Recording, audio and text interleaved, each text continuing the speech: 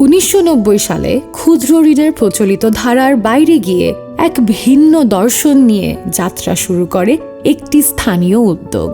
সে সময় অধিকাংশ প্রতিষ্ঠানে ঋণ চলাকালীন বাধ্যতামূলক সঞ্চয়ের নিয়ম থাকলেও বুড়ো সদস্যদের দেয় প্রয়োজন মতো যে কোনো সময় নিজেদের সঞ্চয় উত্তোলনের স্বাধীনতা।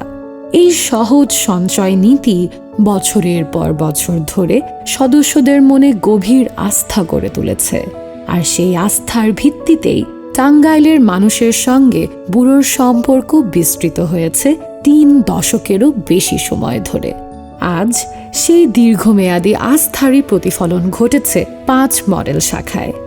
এই শাখাগুলোতে সদস্যদের মোট সঞ্চয়ের পরিমাণ এখন ঋণের পরিমাণকেও ছাড়িয়ে গেছে। ডিপিএস এর মতো দীর্ঘমেয়াদী সঞ্চয় ব্যবস্থা হয়ে উঠেছে অনেক পরিবারের ভবিষ্যৎ পরিকল্পনার গুরুত্বপূর্ণ অংশ। সন্তানের শিক্ষা, নতুন উদ্যোগ, জরুরি প্রয়োজন কিংবা ভবিষ্যতের নিরাপত্তা সব ক্ষেত্রেই সঞ্চয় তৈরি করছে নির্ভরযোগ্য আর্থিক ভিত্তি।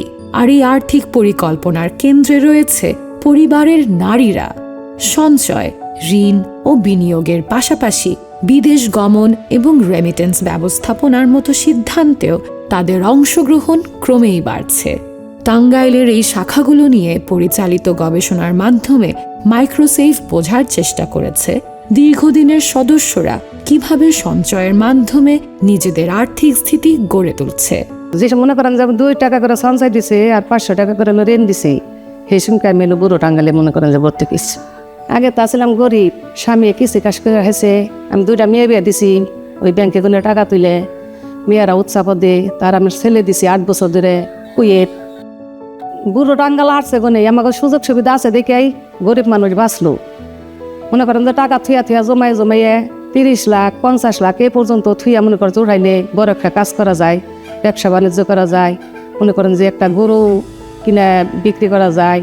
থইতে আমরা লাগতাইছে তুলতাইছি। এই যে আমার একটা ভবিষ্যৎ আছে, আমি কেমনে মনে করেন যে বুড়াও আমি থমু আমার ভবিষ্যতের জন্য মনে করেন যে জমা করে ওই ভবিষ্যতের সময় আমার মনে করেন যে আমার পাশেই ওই সঞ্চয়টা দাঁড়াইবো, আমি বাঁধতে পারব। সময়ের সঙ্গে সঙ্গে এই সঞ্চয় পরিণত হয় নিরাপত্তা, সম্পদ ও নতুন সম্ভাবনায়। কোনো পরিবার বিনিয়োগ করে গবাদি পশুতে, কেউ স্বর্ণে, কেউ জমিতে, আবার কেউ অটোরিকশা বা যানবাহন কিনে আয়ের পথ তৈরি করে। অনেক পরিবারের জন্য বিদেশে কর্মসংস্থানের প্রস্তুতিও শুরু হয় এই সঞ্চয়ের উপর ভিত্তি করে। মাইক্রোসেভের গবেষণায় দেখা গেছে অভিবাসন একটি দীর্ঘমেয়াদী পারিবারিক বিনিয়োগ, যার আর্থিক প্রস্তুতি শুরু হয় রেমিটেন্স আসার অনেক আগে থেকেই। বিদেশে যাওয়ার খরচ, যা প্রায় 3 থেকে 18 লক্ষ টাকা পর্যন্ত হতে পারে, তার যোগান হয় বছরের পর বছর ধরে গড়ে ওঠা সঞ্চয় এবং পরিবারের সম্মিলিত সহায়তার মাধ্যমে। দৈনন্দিন জীবনের ছোট ছোট সঞ্চয় এভাবেই যুক্ত হয়ে যায় আয় বৃদ্ধি, আর্থিক স্থিতি এবং পরিবারের দীর্ঘমেয়াদী নিরাপত্তার সঙ্গে। গত 35 বছরে টাঙ্গাইলের এই শাখাগুলো দেখিয়েছে সঞ্চয়ের অবাধ সুযোগ কিভাবে মানুষের দীর্ঘমেয়াদী আর্থিক পরিকল্পনাকে শক্তিশালী করতে পারে।